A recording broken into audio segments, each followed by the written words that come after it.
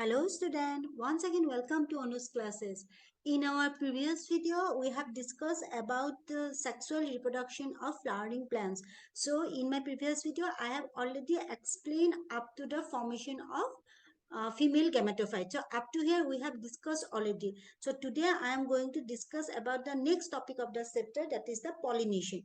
So pollination means transfer of pollen from anther to stigma. It means previously we have discussed that how anther is produced in male organ, how egg is produced in female organ. Now pollen has to transfer to female organ so that fertilization can take place, and for that the mechanism that help to transfer of the pollen to the female organ, that process is called pollination. So pollination is of two types. First one is self pollination and second one is cross pollination. Self pollination means single plant is involved only self pollination, and it is of two types. One is autogamy, another is geitonogamy. So autogamy means here the pollination takes place within the same flower of the same plant, and whereas geitonogamy means pollination takes place between two flower of the same plant. Means for self pollination, plants should be the same, mother plants should be the same. In autogamy, flower also the same, means same flowers or pollen grain fertilized with the egg of the same flower. But in geitonogamy, flower is different but mother plant is the same. Next, cross pollination. Cross pollination, it involves different plant, means here pollen fertilization takes place between the flowers of two different plant. And for so that's why for cross pollination we need agent. These agents are abiotic and biotic. Abiotic are two type. One is anemophilus, means wind is used. Another is hydrophilus, means where water is used. And student, remember, for anemophily and hydrophily, these two topic is important for your practical viva question also. Then biotic agent, when pollination takes place by insect, then it is known as antemophily. Then again, they are pollination takes place by bird, then bats, and find one is molluscus. So this is the start of the pollination. Users go through this flow chart, and before the day of exam, users revise through this chart, and it will be very easy for you to remember. Now, this is the type of pollination. Already I have explained this. Explanations are given here. So, depending on the source of pollination, pollination can be divided. Autogamy. Autogamy means transfer of the pollen grain from the anther to the stigma of the same flower. And autogamy requires the anther and stigma lie to the close, because if they are not in close position, anther may go to the another flower. That's why the female and male organs should be lie in the close position. Go for the next slide. This is geitonogamy. It is the transfer of pollen grain from anther of one flower to the stigma of the another flower in the same plant. Since it takes place in the same plant, that's why also it comes under self-pollination. Next, xenogamy. It is the transfer of pollen grain from the anther to the stigma of different plant. Means another name of cross pollination is xenogamy. So if in your question paper you got the term xenogamy, please don't confuse. Xenogamy or cross pollination is the same thing. Next, this is self pollination. Look here, the anther from the look, this is the anther of the same plant go and stick to the stigma of the same plant. This is self flower, and this is cross pollination. Cross pollination means these two are two different plant, and look, the anther is carried by insect, and it go to the stigma of the another flower of another plant. And look, it also comes to self pollination. Here flower is two but mother plant is the same. So this is also come under, this is geitonogamy, this is xenogamy, and this is autogamy. And this is hydrophilus, means the plant where pollination takes place with the help of flower. This type of plant is called hydrophilus flower. Example is Vallisneria hydrilla, like that. So these are the characteristic. Question may come, write the characteristic of the hydrophilic characteristic of the flower of the hydrophilic plant, or characteristic of hydrophilic plant. Then just you have to write flowers are small, they are very light, they don't have color or odor, like that. These are the characteristic. Next, this is anemophilus, means this is the flower where but here the pollination takes place by the help of the wind. So this is known as anemophilus. Next, for this, you just remember the characteristics of the flower and the plant. Zoophilus. Zoophilus means pollination that takes place with the help of animal, that is called zoophilus. So entomophilus, it is takes place with the help of insect. So and this is the characteristic of this type of plant. Next, this is bird help in the pollination, and that type of pollinating flower is called ornithophily. So this is the characteristic. Next, here pollination takes place with the help of bats, and then here pollination takes place with the help of molluscus or snail. Next, go for the next topic of the chapter, that is the outbreeding device. Outbreeding device means for self pollination what I have to do. So look, for self pollination, to do the self pollination, flower itself adopts some features. Suppose look, these are the two flower. Here what happened when look, this is the gynoecium. When gynoecium is when these are the androecium or stamen, when and stamen become mature, means pollen can become mature, the gynoecium did not become mature, means the egg is not ready for fertilization. So this pollen grain has to go for another plant for fertilization. And in case of this flower, look, when this female organ become mature, the male organs are not ready for fertilization. That's why this type of means special features are adopted by plant for cross pollination, because plant also want to do cross pollination, because the offspring which are produced by cross pollination, they have the maximum means possibilities for survival. That's why these are the means mechanism which are adapted by plant for to means do the cross pollination or to prevent the self pollination. Next, heterostyly. Heterostyly means stigma and anther are placed at different level. So they are placed in different levels. So here self-pollination is not possible. Means these are the mechanism adapted for cross-pollination. Self-sterility. This is a genetic mechanism that prevents self-pollen from fertilize the ovule by inhibiting the pollen germination. Then unisexuality means plant produce either male or female flower only. Next, artificial hybridization. Artificial hybridization techniques, emasculation means removal. Artificially, these techniques are done. Means here, anthers are removed from the bisexual flower before the anther is become mature is known as emasculation. Then bagging. The emasculated flower is then covered with a bag to prevent the unwanted pollination, and this process is called bagging. Then importance of self-incompatibility. So one more question may come, then you have to just write this one. Now go for the next step.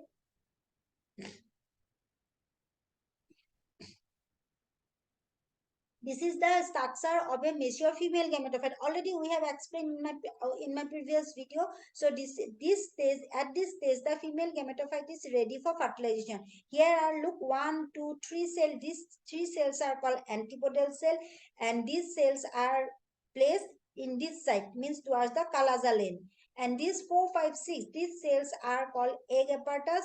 Egg apparatus mean, and these 4 and 6 are called synergids, whereas 5 is known as egg cell, and in the center there is pollen nuclei is present.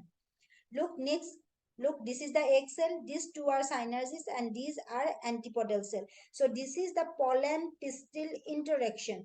So for pollen pistil interaction with,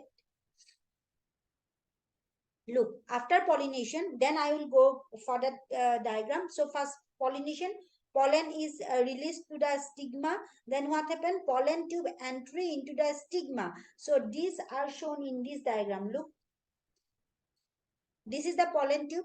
When the pollen tube stick in the stigma, then from the pollen grain, a tube-like structure is produced, and it reach the micro ovule through the micropylar end. So this is the pollen tube, and at this stage it is ready for fertilization.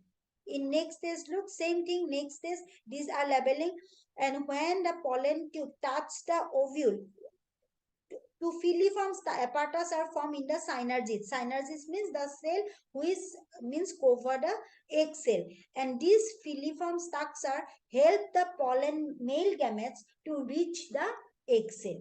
So question may come, what is the filiform, where the filiform apparatus are formed? Then you have to write the filiform apparatus are formed in the synergids. And what is the function of filiform apparatus? The function of filiform apparatus is to guide the male gametes so that they can means reach the egg cell and the polar nuclei, and they can perform the fertilization process.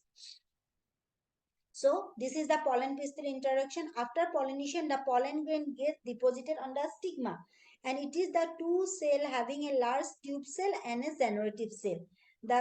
Then the sugary secretion produced on the stigma stimulate the germinating of the pollen grain. The inner covering intine produce a pollen tube which comes through the germ pore, and the tube nucleus enter the pollen tube and followed by generative nucleus. So these are the steps of pollen pistil interaction. So this I have already explained. Next sequence of event, when what happened, pollen tube form the then next this diagram, look, this is the pollen grain. When it stick the, it means dropped in the stigma, then it will form a pollen tube like this, and within the pollen tube, this is the tube nucleus, and the generative cells are, this is the generative cell. When it enter into the pollen tube, it is divided into two cells. These two cells are known as two male sperm nuclei. Next, double fertilization. So double fertilization means, I will show you here double fertilization.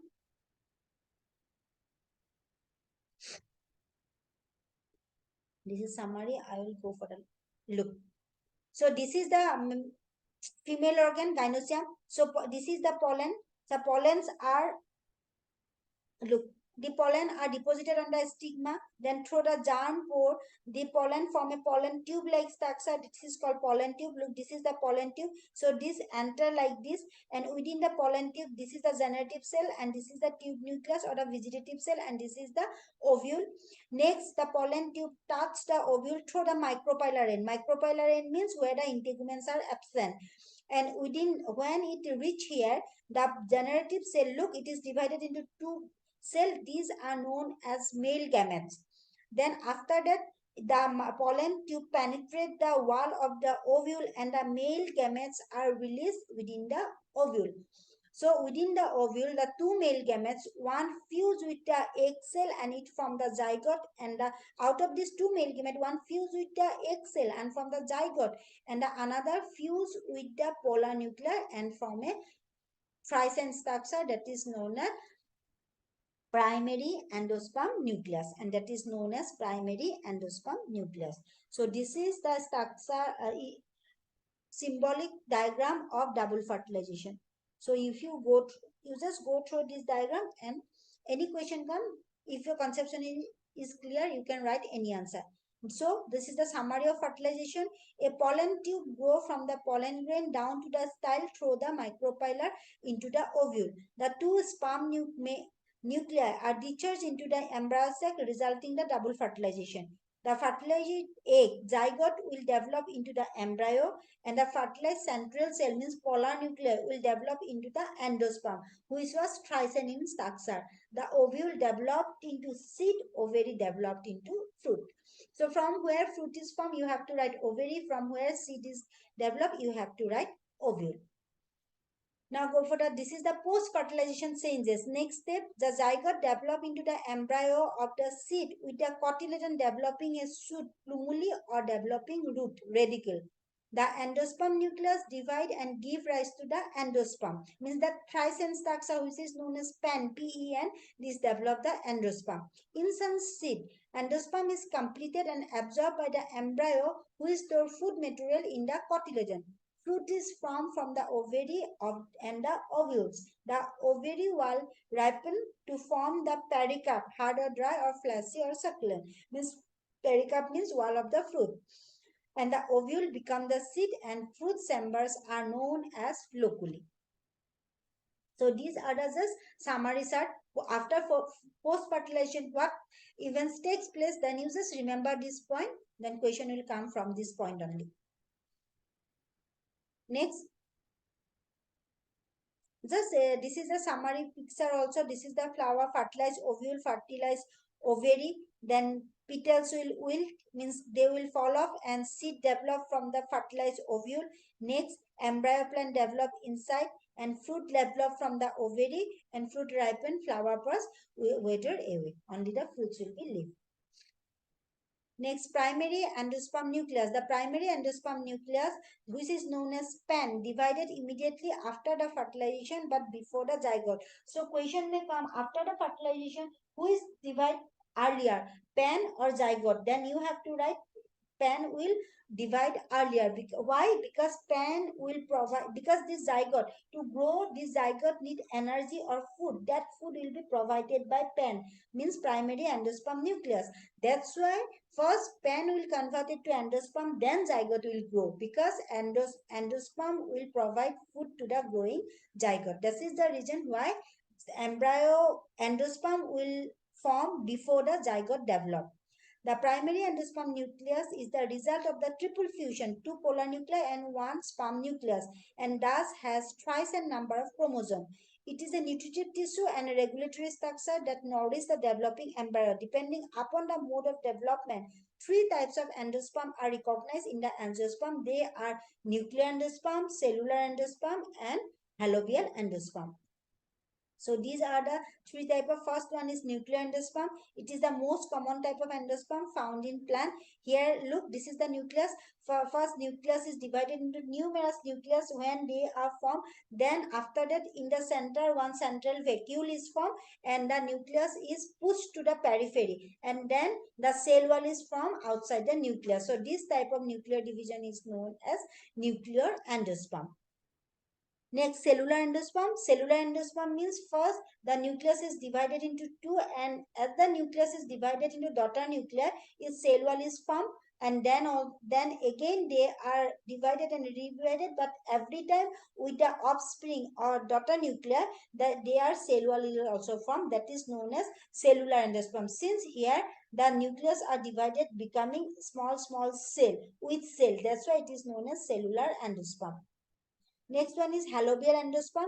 Halobial endosperm means, look, here two type of division takes place. In the first type, this is nuclear cell division, cellular and cell division takes place. Here nuclear endosperm cell division takes place. Means halobial means here both type of cell division are shown. For, both nuclear type and cellular type. Both type are seen. That's why it is known as halobial endosperm. Next, function of endosperm. Endosperm store the food reserve and it is important for the growth of the embryo. They provide protection to the developing embryo and supply nutrient. They have the capability to regulate the gene expression, seed germination. Endosperm induce the signal according to the environmental condition, regulates the embryonic growth. The endosperm contains cytokinin, which regulates cellular differentiation. Next, go for the next slide. In the next slide, the summaries are only. Ovule, from ovule, seed is developed. From zygote, embryo consists the developing shoot plumuli and the developing root. Endosperm nucleus of endosperm from endosperm nucleus, endosperm is formed. Integuments are converted to testa and tegmen. Ovule stalk is converted to seed stalk. Ovary into fruit. So these are the post fertilization changes. So for one more question on MCQ, you go through this summary. Next, endosperm or non-endospermic seed. Endospermic seed means when endosperm is present in the mature seed, it is called endospermic seed.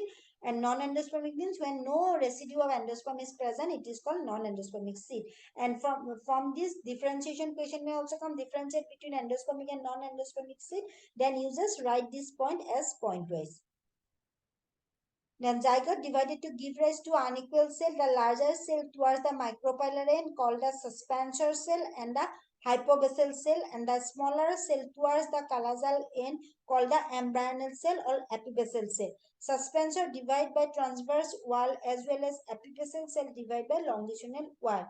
Now it is in four cell structure is called proembryo, and this suspensor divide by repeated cell division to 6 to 19 cell stage. The suspensor cell towards the micropylar become the swollen and called the hypophysis. This work as hostorium. Proembryo is pushed into the endosperm by the suspensor. So these are the development of the dicot embryo. These are the step of development of dicot embryo. And this embryonal axis divide longitudinally at the right angle to the first one, and finally Transverse division give rise to 8 cell stages. Out of the 8 cell, 4 cells switch away from the suspensor from the plumuli, means shoot, and to cotyledon, and other 4 basal cell next to the suspensor from the hypocotyl and the stele of the radicle. So these are these points you have to write when question come. Explain the development of dicot embryo. Then you have to write this point, and this point. And this is the diagram. So look, first this is a zygote. Zygote is divided into 2 cells, terminal cell and basal cell. Then again look, they are divided and finally form 4 cell structure. Lowermost 2 cell is known as suspensor. Uppermost 2 cell is called cell embryo. Then this uppermost 2 cell again divided and form the embryo, and the lowermost cell suspensor just divide, and they are formed 6 to 9 cells which are known as suspensor. And from these cells become a globule-like structure, so it is called globular stage. Then it become heart-shaped structure.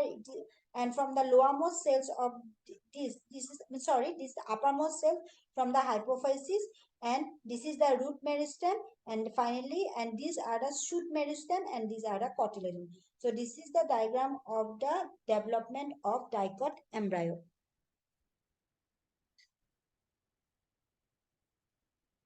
So